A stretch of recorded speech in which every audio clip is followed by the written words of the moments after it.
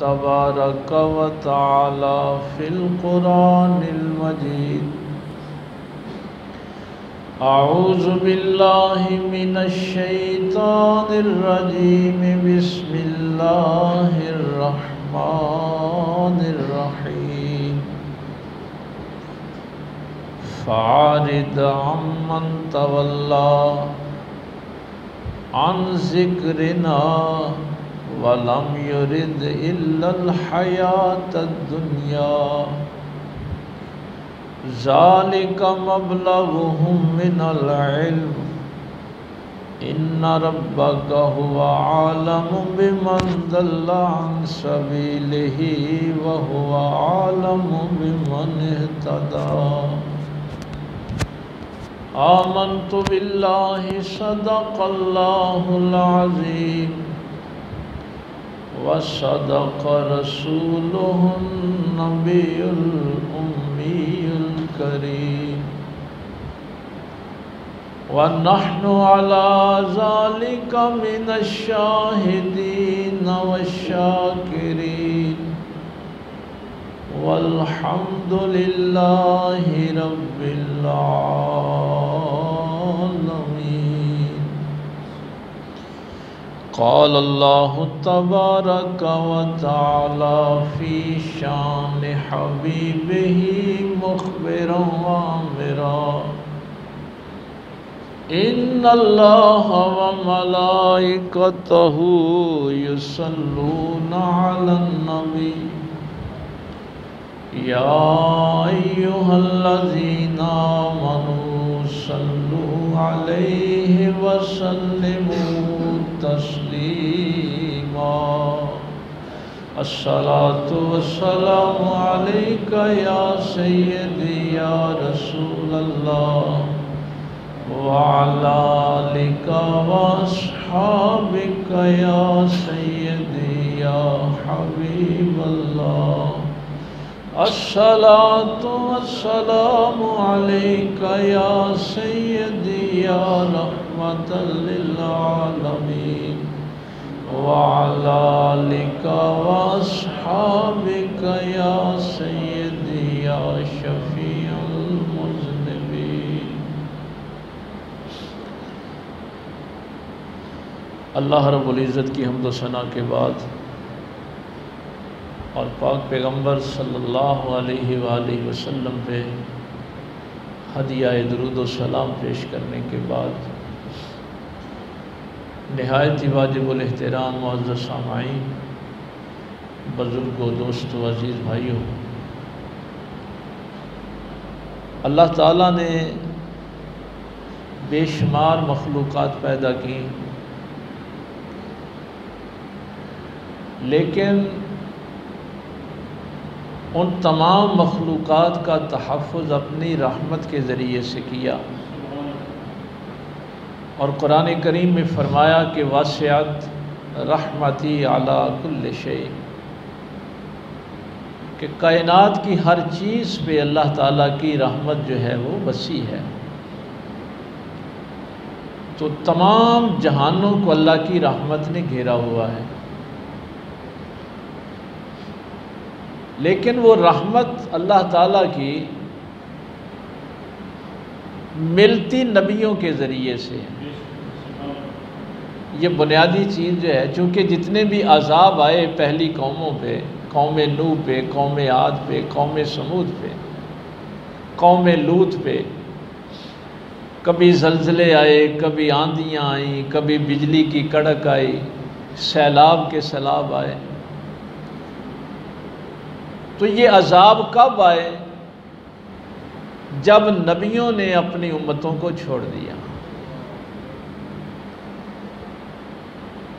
جب تک نبی امت کے ساتھ رہتے ہیں، وہ سارے 900 سال نوح علیہ السلام رہے، لیکن جب فرما دیا کہ رب لا تذر علی الارض من الکافرین دیارا، 950 سال بھی تو وہ کافر ہی تھے، لیکن جب پیغمبر کی زبان سے یہ جملہ نکلا، یہ قرآن کریم کا جملہ ہے، یا اللہ زمین پہ رہنے والے سارے کافر غرق کر دے، تو جو ہی نبی نے اپنی لا تعلقی کا اظہار کیا، عذاب آ گیا، برباد کر دیا گیا۔ یہ سلسلہ آگے پھر چلتا ہے کہ ان رحمت اللہ قریب من المحسنین، یہ 8واں پارہ ہے کہ جو تمہارے محسنین ہیں ان کے ذریعے سے اللہ کی رحمت تمہیں ملتی، تمہارے والدین تمہارے محسن ہیں ان کے ذریعے سے اللہ کی رحمت ملے گی، تمہارے اساتذہ ان کے ذریعے سے ملے گی، تمہارے شیخ پیر و مرشد کے ذریعے سے ملے گی۔ تو یہ ایک لمبی فہرست ہے محسنین کی۔ میرے لیے، ساری کائنات کے لیے، چونکہ فرمایا انا ارسلنا نوحا الی قومہ، نوح رسول بھیجے گئے اپنی قوم کی طرف، یہ قرآن کے الفاظ، انا ارسلنا نوحا الی قومہ۔ کوئی ایک خطے کے لیے آیا، کوئی ایک شہر کے لیے آیا۔ مثلا عیسیٰ علیہ السلام کی ایک بڑی مشہور مثال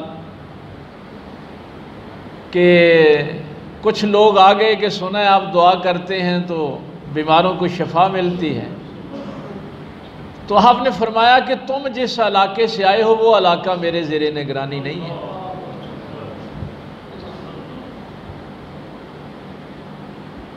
لیکن کائنات کی ایک ہی ہستی ہے جس کو فرمایا کہ وَمَا أَرْسَلْنَاكَ إِلَّا رَحْمَةً لِلْعَالَمِينَ۔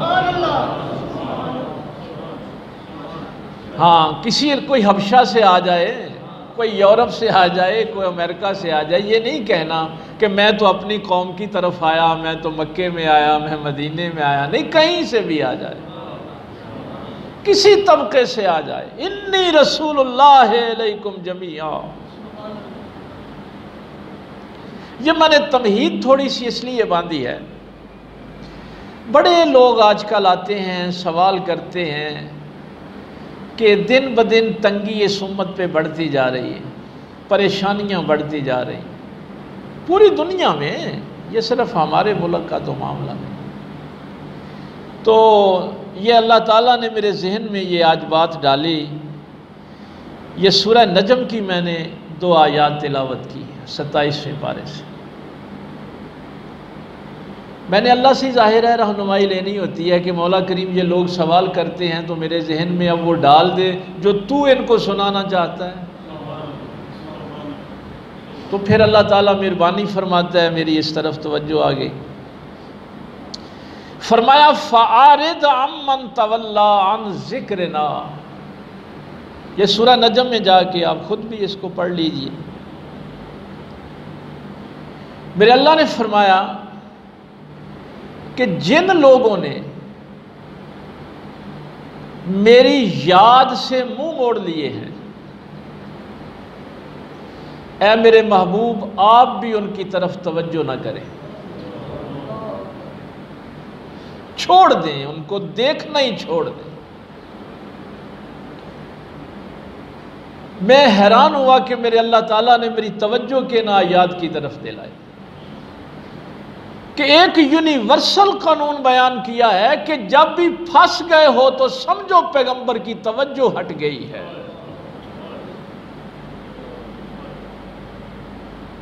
فرمایا ہمارے محبوب جن لوگوں نے ہماری یاد کو چھوڑ دیا ہے، غافل ہو گئے ہیں، اللہ کی پرواہ ہی نہیں کرتے، آپ بھی ان سے اپنی توجہ ہٹا لیں۔ وَلَمْ يُرِدْ إِلَّا الْحَيَاةَ الدُّنْيَا، وہ نہیں ارادہ کرتے،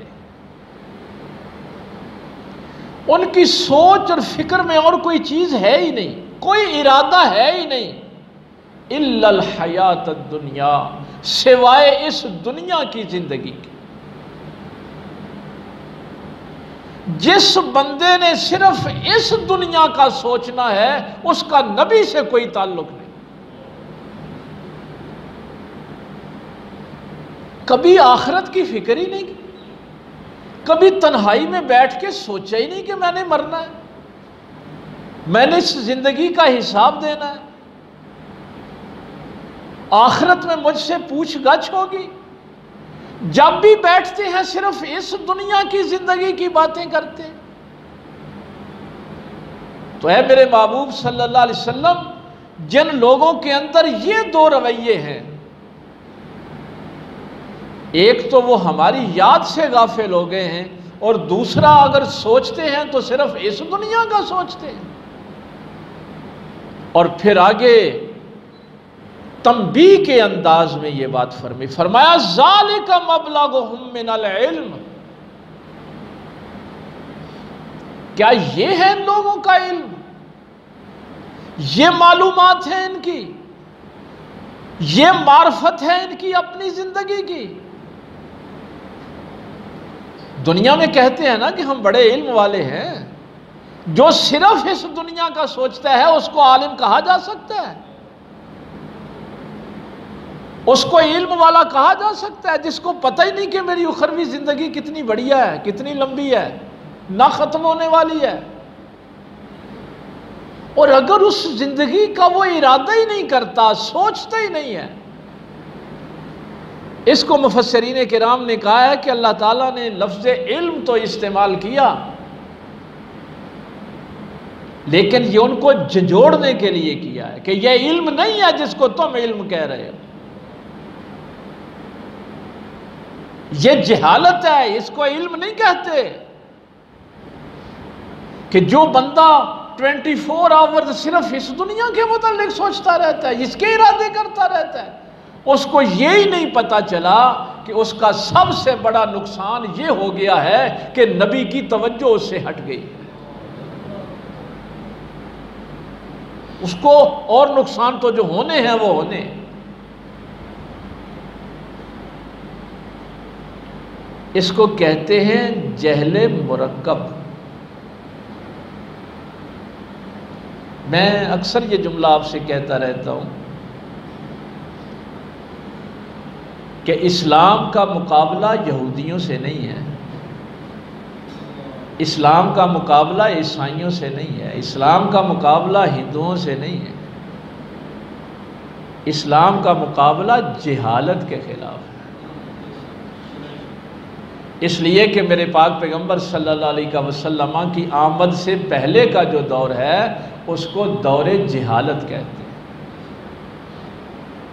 اسلام کا اس وقت بھی مقابلہ جہالت کے ساتھ تھا، اسلام کا آج بھی مقابلہ جہالت کے ساتھ۔ مجھے ایک دفعہ درس قرآن پہ علماء نے بلایا، کہنے لگے جی صرف علماء بیٹھے ہوں گے۔ میں نے درس قرآن شروع کرنے سے پہلے ان کے سامنے ایک سوال رکھا، میں نے کہا یہ قرآن بڑی عظیم کتاب ہے، ظاہر اللہ کا کلام ہے، میں جب کبھی وہ روایت پڑھتا ہوں نا کہ اللہ تعالیٰ پوری توجہ کے ساتھ جو سنتا ہے وہ کیا سنتا ہے، میرے پیغمبر فرماتے ہیں جو محبت سے قرآن پڑھتا ہے، جو محبت سے اس قرآن اللہ کے کلام کی تلاوت کرتا ہے۔ اور پھر وہ صحابی نے کہا تھا نا کہ یا رسول اللہ صلی اللہ علیہ وسلم وہ میرا گھوڑا اچھلتا تھا، تو سرکار نے فرمایا کہ وہ آسمان سے فرشتے اتر رہے تھے تیرا قرآن سننے کے، ان کو دیکھ کے وہ دبک گیا، اور اگر تو صبح تک تلاوت کرتا رہتا تو لوگ فرشتوں کی زیارت کر لیتے۔ تو میں نے ان کے سامنے یہ بات رکھی، میں نے کہا اگر کوئی بندہ قرآن اس لیے پڑھتا ہے کہ میں ختم یاد کر لوں اور پھر 10ویں پہ 40ویں پہ 100ویں پہ جا کے لوگوں کے گھروں میں ختم پڑھوں گا تو ٹھیک ہے، اس کو اتنا مل جائے گا جس کا اس نے ارادہ کیا۔ اگر کوئی اس قرآن سے تقریر یاد کرنا چاہتا ہے تو اس کی تقریر بہت اچھی یاد ہو جائے گی، لوگ کہیں گے بھائی بڑی کمال کی تقریر کی ہے۔ اگر کسی نے مناظرہ کرنا ہے تو وہ قرآن سے تیاری کر لے، مناظر بھی بڑا اچھا بن جائے گا۔ اگر کسی نے ثواب لینا ہے تو اس قرآن سے اس کو ثواب بھی مل جائے گا۔ یہ 7ویں پارے میں اللہ تعالیٰ فرما رہا ہے وَلَا رَطْبٍ وَلَا يَابِسٍ إِلَّا فِي كِتَابٍ مُبِينٍ، کوئی خشک و تر چیز ایسی نہیں جو ہم نے اس کتاب میں نہیں رکھی، ہر چیز رکھی ہے اس میں، جو تم نیت کرو گے وہ کچھ تمہیں اس سے مل جائے گا۔ اگر کسی نے قسم اٹھانی ہے تو ٹھیک ہے، وہ قسم اٹھا لے، ظاہراً وہ جھوٹی بھی اٹھائے گا تو لوگ اعتبار تو کر لیں گے نا، وہ تو قیامت کے دن پھر اس کو پتہ چلے گا نا کہ یہ کیا اس نے حرکت کی ہے۔ تو میں نے یہ سوال علماء سے یہ رکھا تھا ان کے سامنے کہ میں اپنا ارادہ تو دیکھوں کہ میں اس قرآن کو کیوں پڑھتا ہوں۔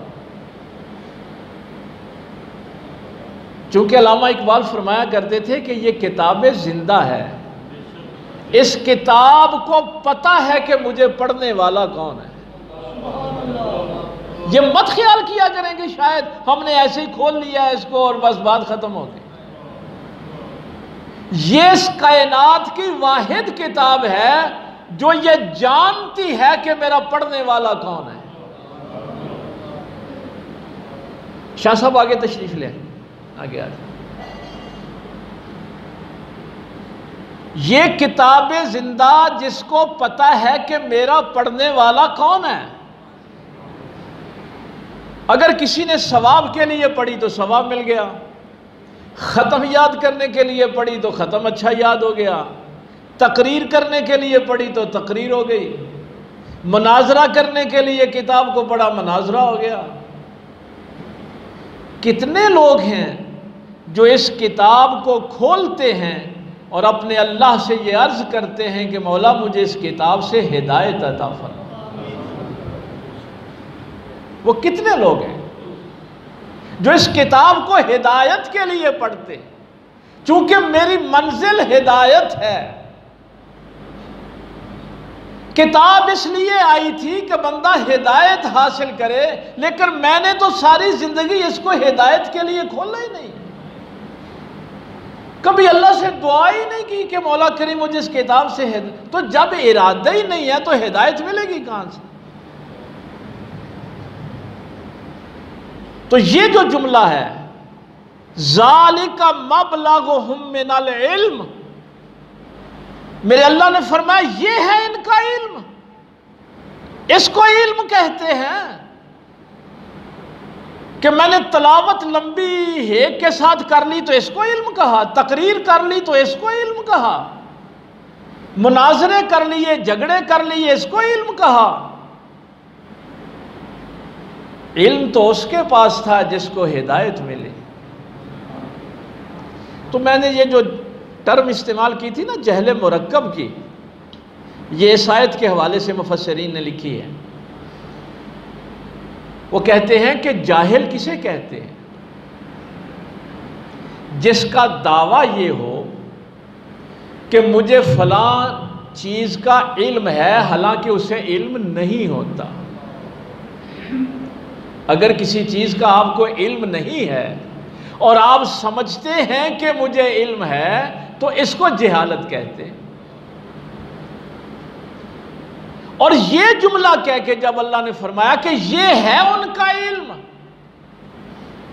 تو اس کو جہل یعنی تمام جہالت کو جہالتوں کو اکٹھا کر لیں تو یہ ہے کہ جو بندہ اپنے آپ کو عالم بھی کہے، علم والا بھی کہے اور ارادہ صرف اس دنیا کا کرے، اس کا ارادہ یہ ہو کہ مجھے یہ دنیا حاصل ہو جائے، تو میرا اللہ فرماتا ہے یہ ہے ان کا علم۔ ان کو اپنی جہالت کا علم نہیں ہے۔ تو یہ دونوں آیات آپ نے ذہن میں رکھنی ہے۔ ایک 19ویں پارے میں، 19ویں پارے کا پہلا ہی صفحہ آپ کھولیں گے نا، کبھی اس نیت سے بھی اس کو دیکھیں، وہاں میرے اللہ نے جو جملے ارشاد فرمایا یوم یعد الظالم علی یدیہ، قیامت والے دن وہ اپنے ہاتھوں کو کاٹیں گے دانتوں کے ساتھ، ظالم جو ہے نا وہ کاٹیں گے، فیقول یا لیتنی لم اتخذ فلانا خلیلا، اور کہیں گے کہ ہم نے فلاں بندے کو دوست کیوں بنا لیا جو ہر وقت مجھے دنیا کی باتیں بتاتا رہتا تھا۔ بچے کو یہ تعلیم دو یہ بڑا ڈاکٹر بن جائے گا، یہ تعلیم دو یہ بڑا انجینئر بنے گا، یا CSS کر کے بڑا آفیسر بنے، اسی دنیا کا سوچتا رہا۔ کیوں میں ان لوگوں کے ساتھ بیٹھا کرتا تھا جنہوں نے کبھی آخرت کی بات ہی نہیں کی تھی؟ یا ویلتا لیتنی لم اتخذ فلانا خلیلا، ہائے بربادی، یہ قیامت والے دن کے جملے ہوں گے، ہائے ہم برباد ہو گئے، ہم برباد ہو گئے، ہم نے فلاں بندے کو اپنا دوست کیوں بنا لیا جس نے کبھی آخرت کی بات ہی نہیں کی تھی۔ قیامت والے دن بھی جو پریشانی ہوگی وہ دوستی کی ہوگی کہ میں نے بروں کو دوست کیوں بنایا۔ کاش میں کسی نیک کی صحبت میں بیٹھتا جو خود بھی آخرت پہ یقین رکھتا اور ہمیں بھی آخرت کی بات بتاتا۔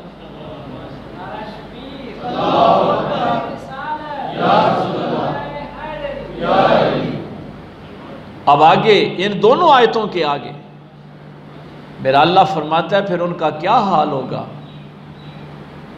وقال الرسول یا رب ان قوم ھذا القرآن مہجورا، میری ساری کی ساری امیدوں کی جو بنیاد ہے وہ میرے نبی کی ذات ہے نا۔ میں یہاں یہی کہتا ہوں نا کہ مجھے نبی پاک کی شفاعت مل جائے گی قیامت والے دن، رسول اللہ صلی اللہ علیہ وسلم مجھے بچا لیں گے، لیکن میرا اللہ فرما رہا ہے کہ اس وقت پھر تمہارا کیا حال ہوگا۔ پہلے جب چیخو گے چلاؤ گے کہ ہم نے نبی کا راستہ کیوں چھوڑ دیا، ہم نے نبی کا راستہ کیوں چھوڑ دیا، یا لیتنی اتخذت مع الرسول سبیلا، پھر کہیں گے کہ ہم نے فلاں کو دوست کیوں بنایا۔ ابھی تو یہی بات ختم نہیں ہوگی تو اللہ کے رسول تشریف لے آئیں گے اور فرمائیں گے وقال الرسول، اور جب اللہ کا رسول یہ کہے گا یا رب اے میرے رب ان قوم اتخذوا ھذا القرآن مہجورا، یہ ہے وہ قوم جنہوں نے اس قرآن کو بھلا دیا تھا، بجائے شفاعت کرنے کے نبی تمہاری شکایت کریں گے۔ اور اس بندے کا پھر قیامت والے دن کیا حال ہوگا جس کی نبی پاک کی شکایت لگا دیں۔ مثلا کیا اس کے پاس کیا رہ جائے گا اگر کسی بندے کی اللہ کے رسول ہی شکایت لگا دیں۔ اب اس آیت کو دیکھیں، فَعَارِضْ عَمَّنْ تَوَلَّىٰ عَنْ ذِكْرِنَا، ہر روز لوگ فون کرتے ہیں پوچھتے ہیں کیا ہو گیا، بھائی قرآن واضح کر رہا ہے۔ اے میرے رسول صلی اللہ علیہ وسلم، جو لوگ بھی غافل ہو گئے ہیں ہماری یاد سے، آپ بھی ان کی طرف سے اپنا رخ پھیر لیں، ان کی طرف سے توجہ ہی ہٹا لیں۔ تو اب کیا سمجھتے ہیں جب اللہ نبی پاک کو حکم دے گا تو نبی پاک اللہ کے حکم کی نافرمانی کریں گے؟ کون بچائے پھر اس قوم کو؟ پیغمبر کے صدقے ہی تو وہ رحمت ملنی تھی۔ اور دوسرا فرمایا کہ وَلَمْ يُرِدْ إِلَّا الْحَيَاةَ الدُّنْيَا، جب بھی سوچنے بیٹھتے ہیں صرف اس دنیا کا سوچتے ہیں، ارادہ کرتے ہیں تو اس دنیا کا کرتے ہیں، فکر ہوتی ہے تو میرا بچہ فلاں آفیسر لگ گیا ہے۔ بڑھیا ایک جملہ میں نے تاریخ کی کتاب میں پڑھا، سرکار پیر میر علی شاہ صاحب رحمۃ اللہ تعالی علیہ کے ایک ہی صاحبزادے تھے، غلام محی الدین ان کا نام تھا، قبلہ بابو جی کے نام سے مشہور تھے۔ تو سرکار اپنے حجرے میں نوافل ادا فرما رہے تھے، تو خادم نے آ کے کہا کہ مبارک ہو، اللہ نے بیٹا دیا ہے۔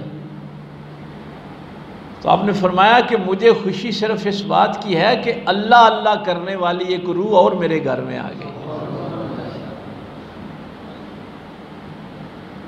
بیٹے کی خوشی صرف یہ ہے کہ اللہ اللہ کرنے والی ایک روح میرے گھر میں اور آ گئی۔ تو میرا اللہ فرما رہا ہے کہ ان لوگوں کا ذرا اندازہ تو کریں جن کے شب و روز صرف اس دنیا کے ارادے کے لیے گزرتے ہیں، اور پھر وہ کہتے ہیں کہ اللہ کے رسول ہماری طرف توجہ کریں گے، اور پھر اپنے آپ کو بڑے سیانے اور بڑے عقل والے کہتے ہیں۔ نہیں،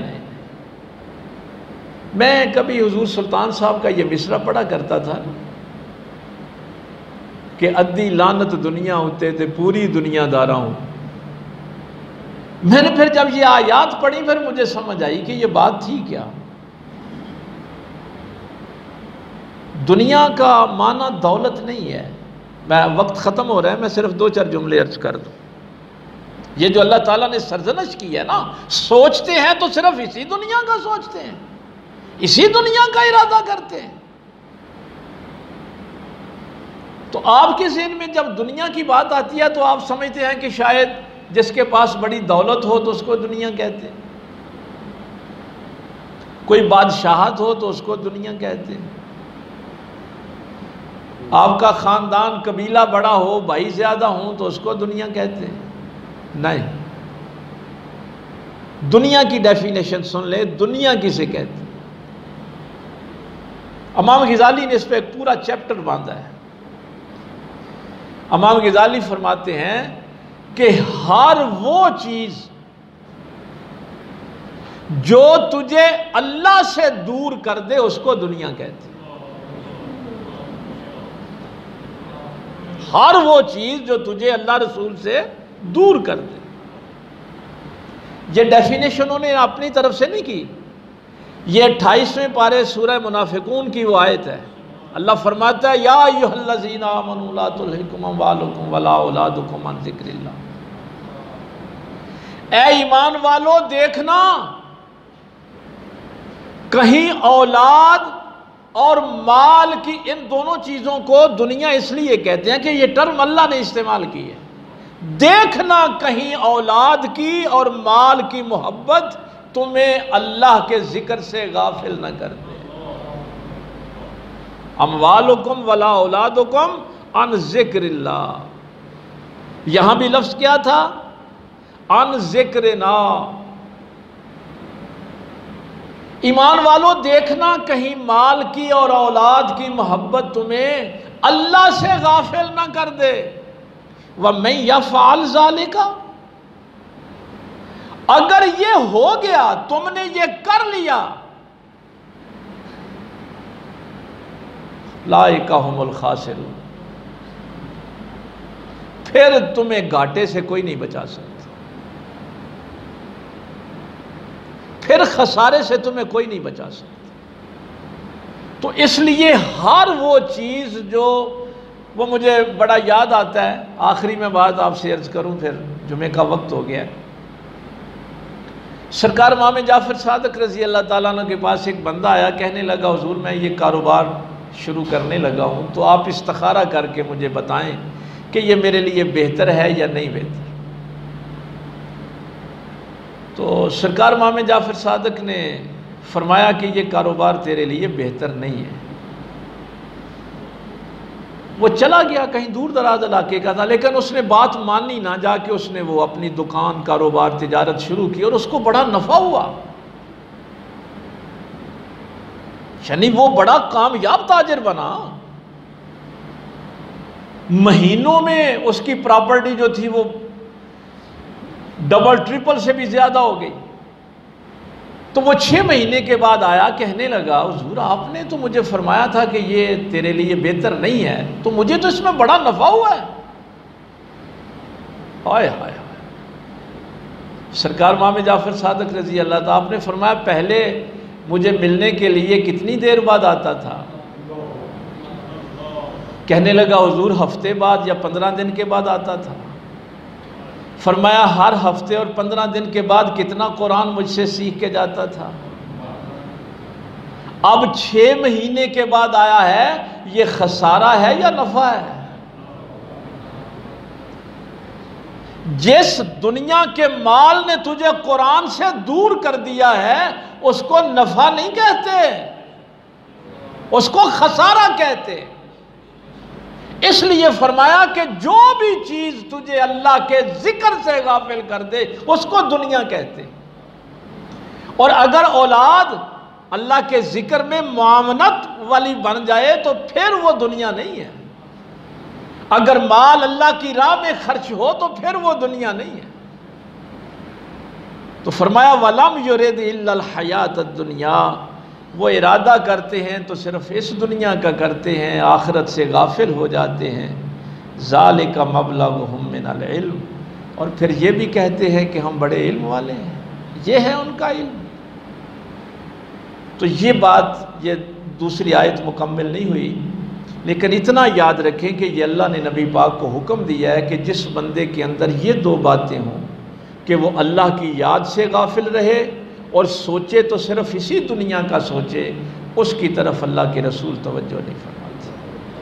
اللہ تعالی ہمیں اس کیفیت سے بچائے اور نبی پاک صلی اللہ علیہ وسلم کی توجہ کا مستحق بنائے۔ اللہ اپنی یاد سے ہمیں غافل نہ ہونے دے۔ اور حضور کی یہ دعا کس وقت میرے ذہن میں تو ختم کرنے لگا تھا، سرکار اکثر یہ دعا کرتے تھے، مولا مجھے کبھی بھی میرے نفس کے حوالے نہ کرنا، اپنی حفاظت میں رکھنا، ایک لمحے کے لیے بھی مجھے میرے نفس کے حوالے نہ کرنا۔ اللہ عمل کی توفیق دے۔ وآخر دعوانا الحمدللہ۔